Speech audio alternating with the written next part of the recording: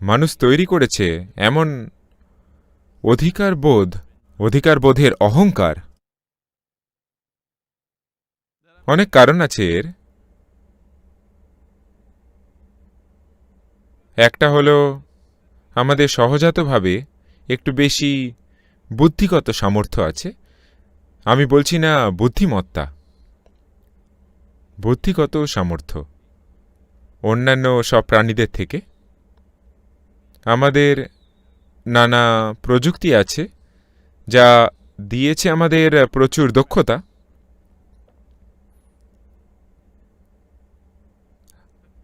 আপনার খুব বড় বীর হওয়ার প্রয়োজন নেই একটা বাঘ মারার জন্য। 1 কিলোমিটার দূর থেকে আপনি তাকে গুলি করেই মারতে পারেন আর গর্ববোধ করতে পারেন। তো এই ব্যাপারগুলি, আর সর্বোপরি আমি মনে করি পৃথিবীর ধর্মগুলি এই ভুল ধারণাটা মানুষের মাথায় ঢুকিয়ে দিয়েছে যে অন্যান্য সমস্ত প্রাণী এখানে আছে আপনাকে সেবা করার জন্য। অন্তত কিছু অংশ ধর্মের কিছু দিক এই ধারণাটা মানুষের মনে ঢুকিয়ে দিয়েছে যে অন্য প্রত্যেকটা প্রাণী আপনার সেবা করতে চায়, এখানে আছে আপনার সেবা করার জন্য। আপনি তৈরি হয়েছেন ঈশ্বরের প্রতিমূর্তি হিসাবে, ওরা সকলে এখানে রয়েছে আপনার সেবা করার জন্য। শুধুমাত্র একটা পিঁপড়ের কাছে গিয়ে জিজ্ঞাসা করুন সে আপনার সেবা করতে আগ্রহী কিনা। যদি ব্যাপারটা বুঝতে পারছেন না, তাহলে একটা হাতির কাছে গিয়ে জিজ্ঞাসা করুন, আপনি বুঝতে পেরে যাবেন খুব ভালোভাবে। এখানে কেউই আপনার সেবা করতে নেই। তাদের কাছে তাদের জীবনের মানে অনেক। একটা পিঁপড়ের কাছে পিঁপড়ের জীবনই সবকিছু, একটা গঙ্গা ফড়িংয়ের কাছে তার জীবনই সবকিছু, একটা গাছের জন্য তার জীবনই শেষ কথা। প্রত্যেক প্রাণীর জন্য তার জীবন ভীষণ গুরুত্বপূর্ণ। এভাবেই জীবন সংস্থাপিত তাদের প্রত্যেকের মধ্যে, আমাদেরও তাই অবশ্যই। বেশ, জীবনের প্রকৃতিটা এরকম, একজনকে যদি বাঁচতে হয় তবে আরেকজনকে মরতে হবে, এটাই একমাত্র উপায়। যদি ভাইরাসকে বাঁচতে হয় আমাদেরকে মরতে হবে, যদি আমাদেরকে বাঁচতে হয় তাদেরকে মরতে হবে। এটা এরকমই, সবকিছুই একে অন্যের সঙ্গে জড়িয়ে আছে। সম্পূর্ণ খাদ্যচক্র পৃথিবীর এমনভাবে তৈরি, যদি একটা জন্তুকে বাঁচতে হয় অন্য কাউকে খেতে হবে, উদ্ভিদ বা জীবজন্তু। আর ওই আরেকটা জন্তুকে বাঁচতে হলে এটাকে ওটাকে খেতে হবে, আর এটা একটা শৃঙ্খল। তো এটা একটা নিরবিচ্ছিন্ন শৃঙ্খল এই খাদ্যচক্রের। চিরদিন আপনি একে চালিয়ে যেতে পারেন এভাবে, কিন্তু এখন আমরা এটাকে বাঁকিয়ে দিয়েছি শক্তভাবে। আমরা ভাবছি যে এটা আমাদের অনুকূলে, কিন্তু তা নাও কাজ করতে পারে আমাদের অনুকূলে দীর্ঘদিন যদি আমরা এভাবে চালিয়ে যাই। এই বোকার মতো অধিকারবোধ যে অন্য সব প্রাণী এখানে আছে আমাদের সেবা করার জন্য, এটা অবশ্যই মানুষের মন থেকে মুছে যাওয়া দরকার। এটা খুব জরুরি যদি আমরা ভালোভাবে থাকতে চাই ভবিষ্যতে। এটা বোঝা খুব গুরুত্বপূর্ণ যে প্রত্যেকটা প্রাণীর নিজের ন্যায়সঙ্গত জায়গা রয়েছে সৃষ্টিতে, আর এদের সবাই খুব প্রয়োজনীয় আমাদের বেঁচে থাকার জন্য এবং ভালো থাকার জন্য। অনেক গবেষণা আছে যা এটা দেখাচ্ছে যে তারা বলছে যে সমস্ত কীট যদি অদৃশ্য হয়ে যায় তাহলে পৃথিবী শেষ হয়ে যাবে 1.5 বছরের মধ্যে। 18 মাস সময়ের মধ্যে সমস্ত জীবন এই পৃথিবীতে শেষ হয়ে যাবে যদি সমস্ত কীট অদৃশ্য হয়ে যায় এই মুহূর্তে। যদি সমস্ত পতঙ্গ অদৃশ্য হয়ে যায় 4 থেকে 4.5 বছরের মধ্যে পৃথিবী শেষ হয়ে যাবে, আমরা যেরকম জানি একে। যদি সব জীবাণু অদৃশ্য হয়ে যায় এখনই, এই মুহূর্তে আমরা ভাইরাসের সাথে যুদ্ধ করছি, কিন্তু যদি এই মুহূর্তে সব জীবের অণুজীবাণুরা অদৃশ্য হয়ে যায়, সব কিছু মারা যাবে এক্ষুনি, আমরা শুদ্ধ। কিন্তু যদি সমস্ত মানুষেরা অদৃশ্য হয়ে যায় পৃথিবীর শ্রীবৃদ্ধি হবে। তো আমাদেরকে বুঝতেই হবে আমাদের অস্তিত্বের তাৎপর্য কি এই গ্রহে? দুর্ভাগ্যবশত এটা বিশাল আকারে অতিরঞ্জিত মানুষের মনে ঈশ্বর আমাদেরকে তৈরি করেছেন তার প্রতিরূপ করে, তাকে দেখতে ঠিক আমাদের মতো, আমার মতো। এই কারণে আমাদের একটা অধিকারবোধ জন্মেছে যে আমরা যা খুশি তাই করতে পারি অন্যান্য প্রাণীদের সাথে। বেঁচে থাকার প্রয়োজনে যদি আমরা কিছু মেরে থাকি সেটা আলাদা কথা, কিন্তু আমরা এদেরকে শুধুমাত্র নিছক আনন্দ পাওয়ার জন্য মারছি। সম্ভবত সত্যি একমাত্র মানুষই এই গ্রহে সেই জীব যে পরিতৃপ্তির জন্য হত্যা করে। অন্য কোনো জীব সুখ লাভের জন্য মারে না, তারা বাঁচার জন্য মারে। তো এই অধিকারবোধের জন্য পৃথিবীর জীবকুলকে দারুণভাবে মূল্য দিতে হয়েছে। যেমন অন্য জীবেরা দারুণভাবে মূল্য দিয়েছে, আমাদের জীবনও ধীরে ধীরে দুর্বিষহ হবে। আমি মাত্র প্রায় 1000 খানেক ডাক্তারের সাথে, একটা ডাক্তারের গ্রুপের সাথে কথা বলছিলাম অনলাইনে। আর ওরা জিজ্ঞাসা করছিলেন, সদ্গুরু আপনার কি মনে হয় এই ভাইরাস সম্পর্কে? কি মনে হয় এটা এলো কেন? এটা কি আমাদের কোনো শিক্ষা দিতে এসছে? আমি সেরকম লোক নই যে কেউ কষ্ট পেলে বলবো হ্যাঁ এটাই তোমার উচিত শিক্ষা। এই মুহূর্তে আপনাদের কেউ কেউ সংক্রমিত বা প্রিয় কাউকে হারিয়েছেন, আরও কত রকমের ক্ষতি হচ্ছে। এই কথা বলার এটা সময় নয় যে এটা একটা শাস্তি, ঈশ্বর তোমায় শাস্তি দিচ্ছেন। ধর্মপাগলেরা এর মধ্যেই শুরু করেছে, ঈশ্বর আমাদের উচিত শিক্ষা দিচ্ছে। না, কেউ আমাদের শিক্ষা দিচ্ছে না। এটা খুব স্বাভাবিক যে যদি আপনি একটি ঢেঁকি কলে আপনি যদি নিজের ভারে এভাবে নিচে নামেন, কেউ কিছুক্ষণ পর ওপাশে চাপ দেবে আর এটা উপরে উঠবে। সব সময় জীবনের ঢেঁকি কল চলছে এভাবে। প্রকৃতি সবসময় তার ভারসাম্য বজায় রাখছে। মাঝে মাঝে এটা টাল খেয়ে যায়, কিন্তু আবার সামলে ওঠার চেষ্টা করে। এবার ধরুন আপনি একটা ভাইরাস। ঠিক, আমি শুধু মনে করতে বলছি। এই চিন্তাটা খুবই শক্তিপ্রদানকারী। ধরুন আপনি ভাইরাস, আর আপনি বন্য জন্তুদের মধ্যে বাঁচেন, প্যাঙ্গোলিন, বাদুড়, আরও যত সব। বন্য জন্তুদের সংখ্যা দারুণভাবে কমে গেছে গত 50 বছরে। 70% প্রায় পতন হয়েছে স্তন্যপায়ীদের, মেরুদণ্ডীদের, স্তন্যপায়ীও নয়, মেরুদণ্ডী প্রাণীর সংখ্যায় বন্যপ্রাণী 70% কমে গেছে, যেখানে আমাদের সংখ্যা বেড়ে গেছে উন্মত্তের মতো। তো ধরুন আপনি একটি ভাইরাস, প্যাঙ্গোলিনে বাস করেন, আর এরা ক্রমশ কমে যাচ্ছে, মরে যাচ্ছে। আপনার এলাকা, আপনার জমি, আপনার বাসস্থান কমছে।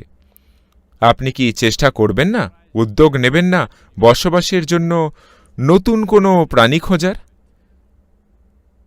চেষ্টা করবেন না? আমি জিজ্ঞাসা করছি। অবশ্যই করবেন। হয়তো তারা সেটাই করছে। ওরা ভালোই ছিল প্যাঙ্গোলিনদের সাথে বহু শতাব্দী, কোটি বছর, জানি না কত বছর ধরে। কিন্তু এখন কোনো বাসস্থান নেই, হারিয়ে যাচ্ছে। তাদের অবলম্বন চাই, তাদের নতুন এলাকা খুঁজতে হবে। একসময় যখন ইউকেতে জনসংখ্যার চাপ বেড়ে গেল, তারা মরিয়া হয়ে নতুন ভূখণ্ড খুঁজতে শুরু করল।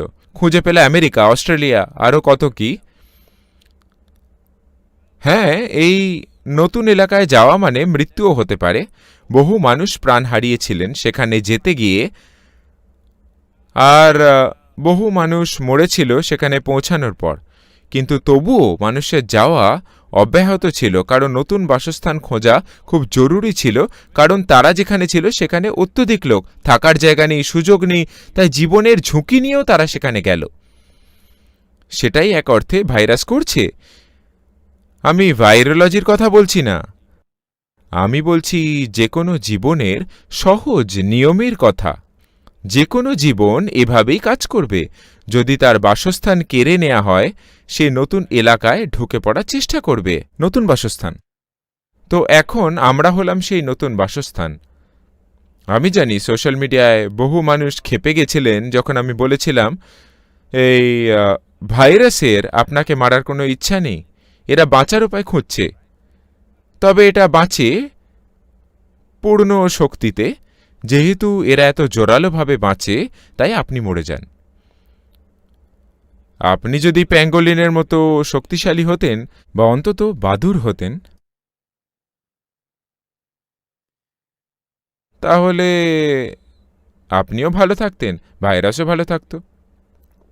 যেহেতু আপনি অন্য প্রাণীদের মতো এতটা শক্তপোক্ত নন, সেই জন্য এটি আপনাকে এভাবে আক্রমণ করছে। দেখুন, যদি মানুষ ছাড়া আরও অন্য কারোর এই ধরনের জনসংখ্যা থাকত, তাহলে তারা হয়তো তার কাছেই যেত। কিন্তু তাদের বুদ্ধিতে তারা এটুকু বুঝতে পেরেছে যে এখন যারা এই পৃথিবীতে রাজত্ব করছে তা হলো মানুষেরা, সংখ্যায় বেড়েই চলেছে সব সময়। তাই তারা সঠিক সিদ্ধান্ত নিয়েছে। যাই হোক, এটা আপনার জন্য অপমানজনক শোনাতে পারে, কিন্তু জীবন এভাবেই কাজ করে। আমরাও এভাবেই আচরণ করি যখন আমাদের অস্তিত্ব বিপন্ন হয়, তাই নয় কি? তাই বর্তমান অবস্থার সামনা করা, সামাজিক দূরত্ব বজায় রেখে, ভালো চিকিৎসা ব্যবস্থার মধ্যে দিয়ে এসবই ঠিক আছে। কিন্তু আগামী দিনে এই গ্রহে আমাদের অস্তিত্ব বজায় রাখতে আমাদের এটুকু বুঝতে হবে যে এই গ্রহটি সকল প্রাণীদের জন্য বানানো হয়েছিল, সমস্ত প্রকার জীবনের জন্য, এবং তারা আমাদের আগে এখানে ছিল এবং তারা আমাদের পরও এখানে থাকবে। হ্যাঁ, তো তাদের ততটাই অধিকার আছে এখানে থাকার। দেখুন, তারা সবাই আমার সাথে একমত। তাদেরও ততটাই অধিকার আছে এখানে বেঁচে থাকার যতটা আপনার আছে। নিশ্চয়ই আপনারও অধিকার আছে এখানে থাকার, তবে তাদের ওপরে নয়। আপনি তেমন বিশিষ্ট নন যে ভগবান আপনাকে এমন এক স্থান দিয়েছে যে আপনি আর সমস্ত প্রাণী যা এখানে আছে কেবল আপনার সেবা করার জন্য। তেমন হলে সেই ভগবানের কাছে কোনো আভাসই নেই কেমনভাবেই জগৎ কাজ করে। তার অন্য কোনো গ্রহ বেছে নেওয়া উচিত সেখানকার ভগবান হওয়ার জন্য। এই গ্রহে জীবন এভাবেই সাজানো যে সবকিছুই একে অন্যের সঙ্গে বিজড়িত, সমস্ত প্রাণীর কল্যাণের জন্য। সমস্ত প্রাণীর কল্যাণই সকলের কল্যাণ। আমরা যদি এই জীবনধারার কোনো একটি স্তরকে মুছে দিই, তবে জীবনধারার সমস্ত স্তরেই গুরুতর ধস নামবে। সুতরাং এই অধিকার বা এই অধিকার বোধের চিন্তা আপনার অবশ্যই ঝেড়ে ফেলা উচিত।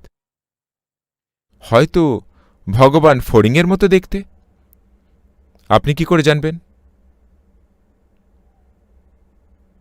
কেন হতে পারে না? এটাকে শুধু বড় হতে হবে, এটাই বলছি।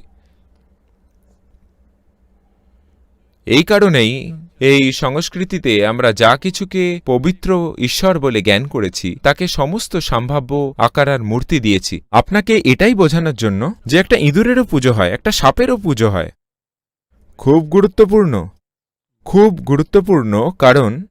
কারণ আপনি যদি এটুকু না বুঝতে পারেন, একটা ইঁদুর বা একটা সাপ বা একটা পাখি, একটা প্রাণী, একটা গাছের গুরুত্ব, আপনি নিশ্চিতভাবে একটা বিপর্যয়ের দিকে এগোচ্ছেন, এই ব্যাপারে কোনো সন্দেহ নেই।